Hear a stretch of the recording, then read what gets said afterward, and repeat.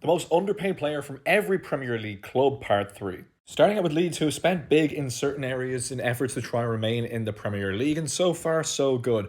But their midfield maestro, Tanaka, the guy who brings energy and creativity to their midfield, only on 25k a week, obviously hasn't renewed his terms being in the Premier League. But the quality of player he is and the importance he has to Leeds, I just don't see him getting paid fairly. Like Jaden Bogle, backup keeper Meslier on 30k a week.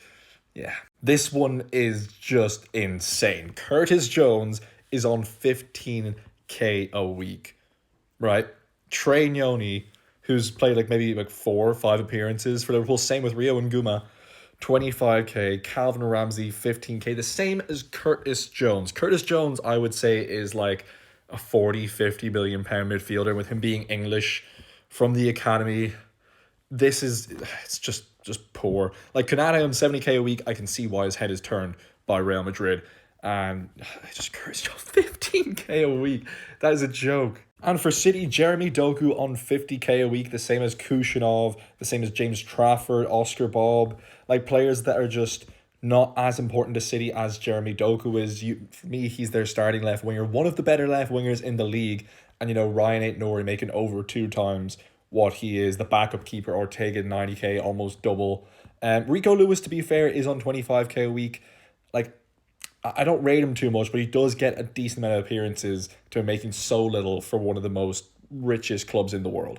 For United, we have Kobe Mainu, and once again, you can see why he might have wanted to move out, was linked to Chelsea. I think that was more of a threat to get an improved contract, and he hasn't. 25k a week, the same as Fredrickson, Haven, Leon, almost the same as Cheeto Obi. Deer making more. I think he's kind of underpaid considering he was the number 1 for a good bit.